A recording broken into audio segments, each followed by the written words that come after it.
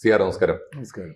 ഈ വന്ദേ മാതരം ഇന്ത്യയിൽ എന്നൊരു ചർച്ചാ വിഷയമാണ്, പ്രത്യേകിച്ച് സമീപകാലത്ത് എന്ന് വെച്ചാൽ ഈ വന്ദേ മാതരം ദേശീയ ഗാനത്തിന് പകരം വെക്കാനോ അല്ലെങ്കിൽ ദേശീയ ഗാനത്തെക്കാൾ മുന്തിയതാണെന്നോ വന്ദേ മാതരത്തിന് പലപ്പോഴും നമ്മുടെ സ്വാതന്ത്ര്യ സമര ചരിത്രത്തോളം പഴക്കമുണ്ട് എന്നൊക്കെയുള്ള വാദങ്ങൾ. ഒപ്പം ഈ ജനഗണമനയെ ഇകഴ്ത്തിക്കെട്ടാനുള്ള പലതരത്തിലുള്ള ശ്രമങ്ങളും നടന്നിട്ടുണ്ട്. ഇപ്പൊ ഏറ്റവും ഒടുവിലത്തെ വാർത്ത, ഇന്നത്തെ നമ്മുടെ ഒരു ദേശീയ വാർത്ത, കേന്ദ്ര ഗവൺമെന്റ് ഇപ്പൊ ചെയ്തിരിക്കുന്ന ഒരു ഒന്നാമത്തെ സ്റ്റെപ്പ്, ജനഗണമന എന്ന ദേശീയ ഗാനത്തിന് തുല്യമായ സ്റ്റാറ്റസ് വന്ദേ മാതരം എന്ന ദേശഭക്തി ഗാനത്തിനും കൊടുത്തുകൊണ്ടുള്ള ഉത്തരവിറക്കാൻ പോകുന്നു എന്നാണ് ഇന്നത്തെ വാർത്ത.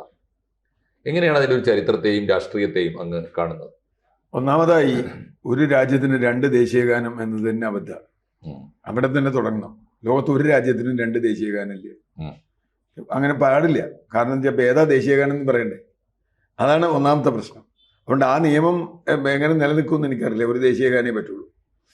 നമ്മൾ വന്ദേ മാതരത്തിന്റെ വിഷയത്തിലേക്ക് വന്നാൽ അതിനൊരു ചരിത്രമുണ്ട്. ഈ പറഞ്ഞതുപോലെ സ്വാതന്ത്ര്യ സമരവുമായി ബന്ധപ്പെട്ട ഒരു ചരിത്രമുണ്ട്. ആനന്ദമഠം നോവൽ ബങ്കിംചന്ദ്ര ചാറ്റർജിയുടെ അത് വരുന്ന ഒരു ഇതുണ്ട്. നമ്മുടെ സ്വാതന്ത്ര്യ സമര ചരിത്രത്തിന്റെ നമ്മൾ വന്നാൽ നമ്മൾ സാധാരണ പറയാറുണ്ട്, ഗാന്ധിക്ക് മുമ്പും ഗാന്ധിക്ക് ശേഷവും സ്വാതന്ത്ര്യ സമരം. ഗാന്ധിജി കോൺഗ്രസിൽ എത്തുന്നതിന് മുമ്പ് അല്ലെങ്കിൽ കോൺഗ്രസ് നേതൃത്വം ഏറ്റെടുക്കുന്നതിന് മുമ്പുള്ള കോൺഗ്രസേ അല്ല, അതിനുശേഷം രാമചന്ദ്ര ഗുഹയൊക്കെ അത് വന്ന് വളരെ നന്നായി എഴുതി പറഞ്ഞു എങ്ങനെയാണ് അത് ചെയ്തിട്ടുള്ളത്. ഇപ്പൊ ഗാന്ധി വരുന്നത് വരെ നമ്മുടെ കോൺഗ്രസിന്റെ ഒരു രീതി, ഒരു ഹിന്ദുത്വത്തിൽ അധിഷ്ഠിതമായ അതിൻ്റെ ഒരു ദേശീയത അതിലൊരു മേറി നിൽക്കാറുണ്ട്. കാരണം ഹിന്ദുക്കളാണ് എന്നുള്ള നിലയ്ക്ക് പ്രത്യേകിച്ചും തിലക്കും അതുപോലെയുള്ള ആളുകൾ. പക്ഷെ അതിനെ എതിർത്ത ആളുകൾ വന്ന് തന്നെ ഉണ്ടായിട്ടുണ്ട്, അതിനെതിരായിട്ടുള്ള കൗണ്ടറും ഉണ്ടായിട്ടുണ്ട്. പക്ഷെ അവർക്കായിരുന്നു അതുവരെ മേൽക്കൈ. ആ മേൽക്കൈ പൊളിക്കുന്നത് ഗാന്ധിജിയാണ്. ഗാന്ധിജി വരുമ്പോൾ യഥാർത്ഥത്തിൽ ഈ ഹിന്ദു മുസ്ലിം ഐക്യം എന്ന് പറയുന്നതും, ഗാന്ധി വളരെ ഷ്രൂഡ് പൊളിറ്റീഷ്യനാണ്. ബ്രിട്ടീഷുകാരെ ഇന്ത്യയിൽ നിന്ന് ഓടിക്കണമെങ്കിൽ ഹിന്ദുക്കളും മുസ്ലിങ്ങളും മാത്രമല്ല എല്ലാ ജനങ്ങളും ഒന്നിച്ച് നിന്നേ പറ്റൂ. അതാണ് ഗാന്ധിയുടെ ഒന്നാമത്തെ തിയറി. അതുകൊണ്ട് തന്നെ അംബേദ്കറുമായിട്ട് ഗാന്ധിക്ക് പ്രശ്നം വന്നത്, ജാതികൾ തമ്മിൽ അടി വന്നാൽ ബ്രിട്ടീഷുകാർ അതിന് മുതലെടുക്കും, മതങ്ങൾ തമ്മിൽ അടി വന്നാൽ ഡിവൈഡ് ആൻഡ് റൂൾ അവരെടുക്കും. പ്രത്യേകിച്ചും ബംഗാൾ വിഭജനവുമായി ബന്ധപ്പെട്ട് അതിനുശേഷമാണല്ലോ ഗാന്ധി വരുന്നത്. അപ്പൊ ആ കാലത്തിലൊക്കെ, ബംഗാൾ വിഭജനത്തിന്റെ ഒക്കെ കാലത്ത്, ഈ ബംഗാൾ വിഭജനത്തെ ഉള്ളുകൊണ്ട് അനുകൂലിച്ചിരുന്ന കുറെ കോൺഗ്രസ് നേതാക്കളുണ്ടായിരുന്നു. ഒരു പരസ്യമായി പറഞ്ഞിട്ടില്ല. അവരുടെ ഒരു ധാരണ എന്ന് പറഞ്ഞാൽ, ഒരു പ്രത്യേകിച്ചും സവർണ ഹിന്ദു, മറ്റേ ഹിന്ദു അവിടെ ഇല്ലല്ലോ. ഈ സവർണം എന്ന് പറയുന്ന ഒരു ഹിന്ദുവിന്റെ, ഒരു ബാനർജിയുടെയും അല്ലെങ്കിൽ ഒരു തിലക്കിന്റെയും അങ്ങനെയുള്ള ആളുകളുടെ, ചിത്പവൻ ബ്രാഹ്മൺ, ആ ഒരു ടീമിന്റെയാണ് അത് ശരിക്കും യഥാർത്ഥത്തിൽ അന്ന് കോൺഗ്രസിലെ മെയിൻ ലീഡർഷിപ്പ്. ആ ലീഡർഷിപ്പ് മാറുമ്പോൾ യഥാർത്ഥത്തിൽ ദേശീയ ഗാനത്തിന്റെ മാത്രമല്ല ദേശീയ സ്വാതന്ത്ര്യ സമരത്തിന്റെ ഷിഫ്റ്റാണ്. ആ ഷിഫ്റ്റാണ് ശരിക്കും ഇവിടെ ഉള്ളത്. ആ ഷിഫ്റ്റ് ഇപ്പോഴത്തെ ചരിത്രം നമ്മൾ ഇപ്പം നിന്നുകൊണ്ട് ചരിത്രത്തെ വായിച്ചാൽ നമുക്കത് മനസ്സിലാവും. കാരണം വന്ദേ മാതരം തെറ്റുള്ള ഗാനമൊന്നുമല്ല. വന്ദേ മാതരം ആവേശത്തോടു കൂടി പാടിയിട്ടുള്ളതാണ്. സ്വാതന്ത്ര്യ സമര വേദികളിലൊക്കെ പാടിയിട്ടുണ്ട്. അതിനൊന്നും തെറ്റില്ല. സ്വാതന്ത്ര്യ സമരത്തിൽ അത് വരികയും ചെയ്യാം. പക്ഷെ ഗാന്ധി വന്ദേ മാതരത്തിനല്ല പ്രാധാന്യം കൊടുത്തത്. അതിന് ഗാന്ധി കണ്ട 2-3 കാരണങ്ങളുണ്ട്. ഒന്ന്, നേരത്തെ പറഞ്ഞതുപോലെ അതിലൊരു ഹൈന്ദവത ഉണ്ട്, മുഴച്ചു നിൽക്കുന്നു. ഹൈന്ദവ ദൈവങ്ങളുടെ പേരുകൾ അതിൽ പറയുന്നുണ്ട്. ഒരു ഇന്ത്യ പോലൊരു രാജ്യത്ത് ഏതെങ്കിലും ഒരു മതത്തിന്റെ ദൈവത്തിന്റെ പേരിൽ രാജ്യം അറിയപ്പെടാൻ പാടില്ല. പക്ഷേ ഗാന്ധി രാമരാജ്യം എന്ന് പറയുമ്പോൾ പോലും അയോധ്യയിലെ രാമനല്ല എൻ്റെ രാമൻ എന്ന് പറഞ്ഞുകൊണ്ടാണ് ഗാന്ധി പറയുന്നത്. കാരണം വെച്ചാൽ രാമൻ എന്ന മിത്തിനെ ഉപയോഗിക്കുകയും രാമായണത്തെ തള്ളുകയും ചെയ്തുകൊണ്ടാണ് ഗാന്ധി. വളരെ സ്ട്രാറ്റജിക്കലാണ് ഗാന്ധിയുടെ രാമൻ. അപ്പൊ അതുപോലെ തന്നെ ഗാന്ധി എല്ലാ കാര്യത്തിലും ചെയ്തിട്ടില്ല. ഇപ്പൊ ഖിലാഫത്ത് മൂവ്മെന്റിനെ പിന്താങ്ങുന്നതും ഗാന്ധി ആർത്ഥത്തിൽ തന്നെ, ഈ ഒരു ഐക്യത്തിന്. അപ്പൊ ഇവിടെ ഗാന്ധി വന്നോടുകൂടി എന്ന് പറഞ്ഞു കഴിഞ്ഞാൽ ഈ വന്ദേ മാതരത്തിന്റെ പ്രാധാന്യം കുറഞ്ഞു വന്നു. ദേശീയ സ്വാതന്ത്ര്യം കിട്ടിക്കഴിയുമ്പോൾ ദേശീയ ഗാനമാക്കേണ്ടത്, യഥാർത്ഥത്തിൽ ഗാന്ധിയെ ഏറ്റവും നന്നായി വിമർശിച്ച ഒരാളാണ് ടാഗോർ. കാരണം ടാഗോറിന് ദേശീയത തന്നെയില്ല. ടാഗോർ അന്തർദേശീയതയുടെ ആളാണ്, മാനവികതയുടെ ആളാണ്. പക്ഷേ സ്വാതന്ത്ര്യ സമരത്തിനെ പിന്താങ്ങുന്നു, അദ്ദേഹം തൻ്റെ ഇത് ഉപേക്ഷിക്കുന്നു, അതൊക്കെ ഉണ്ട്. മറ്റേ നമ്മുടെ ജാലിയൻ വാലാബാഗ് കഴിയുമ്പോൾ സർപ്പദവി ഉപേക്ഷിക്കുന്നു, അതൊക്കെ ചെയ്യുന്നുണ്ട്. വേറെ തരത്തിലുള്ള ദേശീയതയെക്കുറിച്ചാണ്. അപ്പോൾ ഒരു മതപരമായ ദേശീയത ഒരിക്കലും ടാഗോറിന് അംഗീകരിക്കാൻ പറ്റില്ല. ഗാന്ധിക്ക് അത് പരസ്യമായി പറയാൻ പറ്റില്ല, പക്ഷെ അംഗീകരിക്കാൻ പറ്റില്ല. അവിടെയാണ് ഞാനത് എപ്പോഴും സ്വാതന്ത്ര്യ സമരത്തിൽ വരുമ്പോൾ അത് വേറൊരു വിഷയമാണ്, നമുക്ക് വേറെ ചർച്ച ചെയ്യേണ്ടതാണ്. എന്തുകൊണ്ടാണ് പട്ടേലിനെ ഉപേക്ഷിച്ച് നെഹ്റുവിനെ ഇന്ത്യൻ പ്രധാനമന്ത്രിയാക്കണമെന്ന് ഗാന്ധി പറഞ്ഞത്? പട്ടേൽ ആവുന്നാണല്ലോ എല്ലാവരും വിചാരിച്ചത്. ഗാന്ധിയുടെ ഏറ്റവും അടുത്ത ആൾ പട്ടേലാണ്. നെഹ്റുവും ഗാന്ധിയും തമ്മിലാണ് എന്നും തർക്കം ഉണ്ടായിട്ടുള്ളത്. എന്തുകൊണ്ടാണ് ഗാന്ധിയായിട്ട് ഏറ്റവും കൂടുതൽ തർക്കിച്ച അംബേദ്കർ ഇന്ത്യയിൽ നിയമം ഉണ്ടാക്കണം എന്ന് പറഞ്ഞത്? ഞാൻ ഗാന്ധിയെ കാണുന്നത് വളരെ ഷൂഡായിട്ടൊരു പൊളിറ്റീഷ്യനാണ്. സ്വാതന്ത്ര്യത്തിന് മുമ്പുള്ള രീതിയല്ല സ്വാതന്ത്ര്യത്തിന് ശേഷം വേണ്ടത്. ഗ്രാമസ്വരാജും ഈ പറഞ്ഞതുപോലെയുള്ള സംഗതിയും ജാതി നിർമൂലനം വേണം. പക്ഷേ അതൊക്കെ മാറ്റി നേരെ ഗാന്ധി എതിർത്ത രണ്ടുപേരെയാണ് ഇന്ത്യ തുടർന്ന് ഭരിക്കാൻ ഏൽപ്പിച്ചത്. ഭരണഘടന ഉണ്ടാക്കാൻ അംബേദ്കർ, പ്രധാനമന്ത്രിയായിട്ട് നെഹ്റുവിന്. അത് ഗാന്ധിയുടെ ഷൂഡാണ്. അതെ, മാത്രമല്ല അവിടെയാണ് ദേശീയഗാനം, ടാഗോറിന്റെ ദേശീയഗാനം വേണമെന്ന് പറഞ്ഞത്. കാരണം അതിൽ മതമില്ല. ടാഗോർ ഒരിക്കലും മതവിശ്വാസിയായിരുന്നു. മതം ഒരു മതത്തോടും, പ്രത്യേകിച്ചും ഒരു രാജ്യം തന്നെ അങ്ങനെ ടാഗോർ കണ്ടിരുന്നു.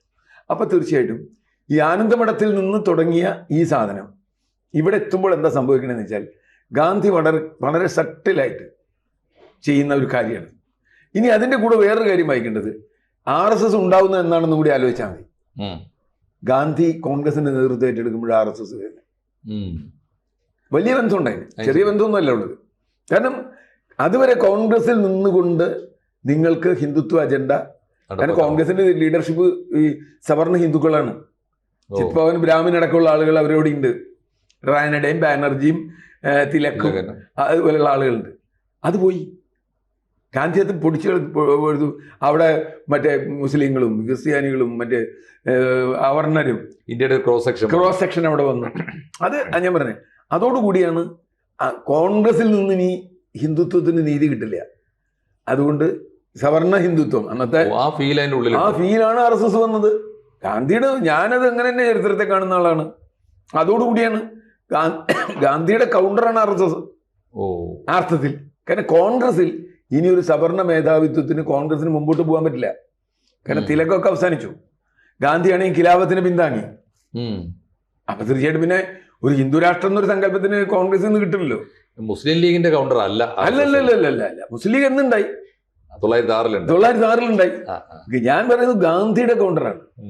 മുസ്ലിം ലീഗ് ഉണ്ടായിക്കോട്ടെ, ഞാൻ പറയാം ദുരാഷ്ട്രവാദത്തിന് RSS എപ്പോഴെങ്കിലും എതിർത്തുണ്ടല്ലോ. അവരതിനെ അനുകൂലിച്ചിട്ടുള്ളതാണ്. അപ്പൊ ദുരാഷ്ട്രവാദത്തെ RSS അനുകൂലിക്കാം, ഗാന്ധി അനുകൂലിക്കാതിരിക്കാം. ഞാൻ പറഞ്ഞ അവിടെയാണ് പ്രശ്നം. ആ അർത്ഥത്തിൽ ഈ വന്ദേ മാതരത്തിന് അതിലെ നമ്മൾ കാണണ്ടേ. അപ്പൊ വന്ദേ മാതരം ദേശീയഗാനമാക്കണമെന്ന് ഭരണഘടന ഉണ്ടാക്കുന്ന കാലത്ത് തന്നെ RSS ആവശ്യപ്പെട്ടു. പക്ഷേ അംബേദ്കർ സമ്മതിച്ചില്ല. അംബേദ്കർ എന്നല്ല, കോൺസ്റ്റിറ്റ്യൂവന്റ് അസംബ്ലി തള്ളിക്കളഞ്ഞു. അത് ജനഗണമന വേണം എന്ന് പറഞ്ഞു. അപ്പൊ ജനഗണമന വേണമെന്നും ഇത് അടിസ്ഥാനപരമായി ഇന്ത്യൻ രാഷ്ട്രീയത്തിൽ ഇന്ന് നടക്കുന്ന തർക്കത്തിന്റെ ഒരു ചിഹ്നം കൂടിയാണ് ഇത്. തീർച്ചയായിട്ടും അങ്ങനെ വരുമ്പോൾ ഇപ്പൊ സിആറിന് ഡീറ്റെയിൽ ആയിട്ട് ഇത് പറഞ്ഞ സ്ഥിതിക്ക് അതിനെക്കുറിച്ച് നല്ല ഗ്രാഹ്യവും അവധാനതയുള്ള ഒരാളെന്ന നിലക്ക് 2-3 ചോദ്യങ്ങൾ വരും രാഷ്ട്രീയ വിദ്യാർത്ഥികളുടെ. ഒന്നാമത്തെ ചോദ്യം, അങ്ങ് പറഞ്ഞൊരു പ്രധാനപ്പെട്ട കാരണം ഈ ഹിന്ദു ദൈവങ്ങൾക്കും മിത്തോളജിക്കും വലിയ പ്രാധാന്യം കൊടുക്കുന്നുണ്ട് വന്ദേ മാതരം. ഗാന്ധി അതിനെതിരായിരുന്നു. അതുകൊണ്ടാണ് സ്വീകരിക്കപ്പെട്ടതെന്ന് പറയുമ്പോൾ ഈശ്വർ അല്ലാ തേരേ നാം എന്ന മുദ്രാവാക്യം വിളിക്കുന്ന ഒരാൾക്ക് ഈ ഹിന്ദു ദൈവങ്ങളൊക്കെ മറ്റു ദൈവങ്ങളുടെ പര്യായമോ പ്രതീകമോ ഒക്കെ ആയി കണ്ടൂടെ? അല്ല, അവിടെയാണ് ഗാന്ധി പറഞ്ഞത് ഈശ്വരൻ, അള്ളാവ്. ഈശ്വരനും അള്ളാവും ഏതെങ്കിലും ഓരോ ദൈവങ്ങൾ പല പേരിൽ വിളിക്കുന്നു എന്നുള്ള. അതല്ലേ ഗാന്ധി പറഞ്ഞു. നിന്റെ പേര് ഈശ്വരനാവാം, അള്ളാവാം, പക്ഷെ നിന്റെ പേര് ശിവനാവാം, വിഷ്ണു ആവാം എന്ന് പറഞ്ഞില്ല. ഏകം സത്, ഏകം അത് ഗാന്ധിയെ സംബന്ധിച്ചിടത്തോളം ദൈവം എന്നുള്ളത് ഒരു സങ്കല്പമാണ്. ആ ദൈവത്തിന് പല രൂപങ്ങൾ ഉണ്ടാവാം, അതിനൊരു പല പേരുകളും ഉണ്ടാവാം. ഇപ്പൊ ഇതിൽ തന്നെ ആനന്ദ മഠത്തിൽ എനിക്ക് തോന്നുന്നു ആ മറ്റേ വന്ദേ മാതരത്തിൽ അതിന്റെ കൂടെ അള്ളായും അതിന്റെ വന്ദേ മാതരം അദ്ദേഹം പോലും അഡോപ്റ്റ് ചെയ്താണ്. അത്രേ, അതാണ് ഞാൻ പറഞ്ഞത്. നേരത്തെ ഉണ്ടായിരുന്ന ഒരു പാട്ട് ആനന്ദമഠത്തിൽ എഴുതിയതാണ്. അത് വേറെ ആരും എഴുതിയതാണ്, പേര് ഓർമ്മയില്ല എഴുതിയത് ആരാണ്. അതെ. ഈ രണ്ടാമത്തെ ഒരു ക്വസ്റ്റ്യൻ, പുതിയ കാലത്ത് ഈ വാദത്തിന് ജനഗണമനയെ തന്നെ മാറ്റി നിർത്തേണ്ടതുണ്ട് എന്നൊരു വാദത്തിന് ഉപോത്ബലകമായി വരുന്ന ഒരു കാര്യം, ഇതേ ടാഗോർ ബംഗ്ലാദേശിന്റെയും ദേശീയഗാനം എഴുതിയിട്ടുണ്ട്. ബംഗ്ലാദേശിന്റെ ദേശീയഗാനം എഴുതിയ ഒരാളുടെ ഗാനം ഇന്ത്യയുടെ കൂടി ദേശീയഗാനമാകുന്നത് പുതിയ കാലത്തെ ഒരു ജിയോ പൊളിറ്റിക്സിന് അല്ലെങ്കിൽ അത്തരത്തിലുള്ള ഒരു രാഷ്ട്ര സ്വാഭിമാനം ഉണ്ടല്ലോ, അതിന് ചേർന്നതല്ല എന്നൊരു വാദം വളരെ സിമ്പിൾ. എന്നാ ബംഗ്ലാദേശിന്റെ 71 ഇന്ത്യ സ്വാതന്ത്ര്യം നേടി എത്ര വർഷം കഴിഞ്ഞിട്ട് ബംഗ്ലാദേശ് ഉണ്ടായെന്ന് ആലോചിക്കും. അല്ലേ? 14 കൊല്ലം കഴിഞ്ഞു. 14 37 27 ശരി, വർഷം കഴിഞ്ഞു. 47 30 വർഷത്തോളം ആയി കഴിഞ്ഞു. 24 വർഷം കഴിഞ്ഞു. അപ്പോ ഇന്ത്യ ദേശീയ ഗാനം ഉണ്ടാക്കി, ബംഗ്ലാദേശ് അതിന്റെ ഗാനം ഉണ്ടാക്കി. നാളെ ഭൂട്ടാൻ ഇന്ത്യയുടെ ദേശീയ ഗാനം എടുത്താൽ നമുക്ക് വേണ്ടെന്ന് പറയാൻ പറ്റുമോ? അത് നമ്മുടെ ഒരു സ്വാഭിമാനമല്ല. അല്ല, നമ്മൾ ബംഗ്ലാദേശിന്റെ നമ്മൾ എടുത്തതല്ല, നമ്മുടെ ദേശീയ ഗാനം എഴുതിയ ആളുടെ പാട്ട് അവരെടുത്തതാ. അപ്പൊ ആരാ അനുകരണം? അവരനുകരിച്ചാണ്. ഇപ്പൊ നീ വേറെ രാജ്യക്കാരെടുത്താൽ വന്ദേ മാതരം വേറെ നമുക്ക് അഭിമാനമായിട്ട് ഞാൻ കണ്ട ഇന്ത്യക്കാരൻ. അപ്പൊ നേപ്പാള് നാളെ ഹിന്ദു രാഷ്ട്രമായി പ്രഖ്യാപിക്കുകയും വന്ദേ മാതരം അവരെടുക്കുകയും ചെയ്യുന്നു വെച്ചു. സന്തോഷം. നമുക്ക് എന്ത് തേങ്ങ വിരോധമില്ല. ഒരു വിരോധമില്ല. ഒറ്റ ക്വസ്റ്റ്യൻ കൂടി.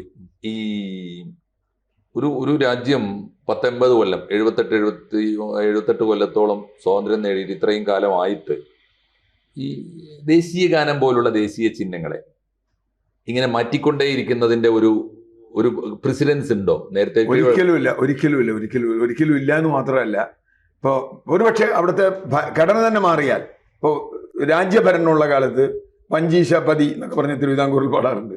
അത് കഴിഞ്ഞിട്ടാണ് നമ്മൾ വഞ്ചീശപതിയിൽ നിന്നാണ് നമ്മൾ ജനഗണമനയിലേക്ക് എത്തുന്നത്. അത് ഇന്ത്യ എന്ന രാജ്യമാണ്. ഇന്ത്യ എന്ന രാഷ്ട്രത്തിന് ഒരു ദേശീയ ഗാനം വേണ്ടു. ഇനി ഇന്ത്യ രാഷ്ട്രമല്ലാതായെന്ന് വെച്ചോ, ഇപ്പൊ നാളെ നമുക്ക് വാദത്തിന് വേണ്ടി ദക്ഷിണേന്ത്യ വേറെ രാജ്യം, ഉത്തരേന്ത്യ വേറെ രാജ്യം, കിഴക്കേ ഇന്ത്യ വേറെ രാജ്യം എന്നൊക്കെ ആവശ്യപ്പെടുന്നവരുണ്ടല്ലോ. അങ്ങനെയൊക്കെ വന്നാൽ ദേശീയഗാനം മാറ്റാം. ഇതിനെ ഒരു വർഗീയ വിഷയമാക്കി മാറ്റുക എന്നുള്ളതിലേക്കാണ് ഞാൻ. അതിന്റെ രാജ്യങ്ങളുടെ ദേശീയഗാനം എന്നുള്ളതിലേക്കല്ല. ഇന്ത്യയുടെ ഇപ്പോൾ ദേശീയ പതാക കാവ്യാക്കണം എന്ന് വാദിക്കുന്നവരുണ്ട്. ഇന്ത്യയുടെ ദേശീയ പതാക ഇനി കാവ്യാവുക എന്ന് എനിക്കറിയില്ല. ചരിത്രത്തിൽ മഹാഭാരതവും രാമായണം മുഴുവൻ ഒഴിച്ചിട്ട് ഞാൻ കാവ്യ കണ്ടിട്ടില്ല.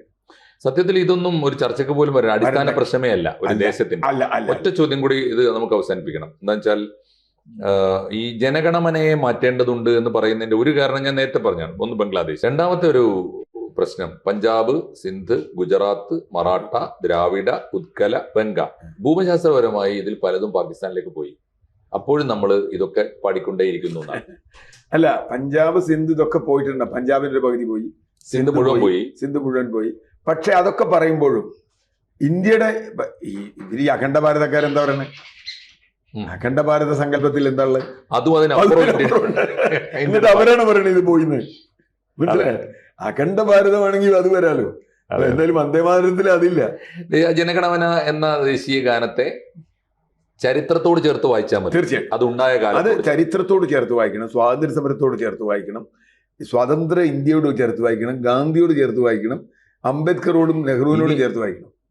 സിആർ പറഞ്ഞത് വെച്ച് ഇനിയൊരു പരിഷ്കാരം വരുത്തുകയാണെങ്കിൽ അഫ്ഗാനിസ്ഥാനും ശ്രീലങ്കയൊക്കെ ചേർത്തുകൊണ്ട് വേണമെങ്കിൽ വരി ചേർക്കാം. അല്ല, അതാ അഫ്ഗാനിസ്ഥാനോ ഇറാനോ എവിടെ പോകണം, ഇന്തോനേഷ്യ എവിടെയാന്ന് എനിക്കറിയില്ല. യെസ്, തീർച്ചയായും. അപ്പോ എന്തായാലും ഈ വന്ദേ മാതരം ദേശീയ ഗാനമാക്കാനോ ദേശീയ ഗാനത്തിന് തുല്യമാക്കാനോ ഉള്ള നീക്കങ്ങൾ അടിസ്ഥാനപരമായി ഒരു ദേശത്തെ ജനതയാണല്ലോ ദേശം. ആ ജനതയുടെ അടിസ്ഥാന പ്രശ്നങ്ങൾക്ക് പരിഹാരമോ ഒരിക്കലും ഒന്നുമല്ല എന്ന ആലോചനയിൽ നമുക്ക് ഇനിയും ഈ വിഷയം ചർച്ച ചെയ്യേണ്ടി വരും. നന്ദി. കൂടുതൽ വാർത്തകളും വിശേഷങ്ങളും നിങ്ങളിലേക്ക് എത്താൻ ABC മലയാളം സബ്സ്ക്രൈബ് ചെയ്യുക, ബെൽബട്ടനും അമർത്തുക.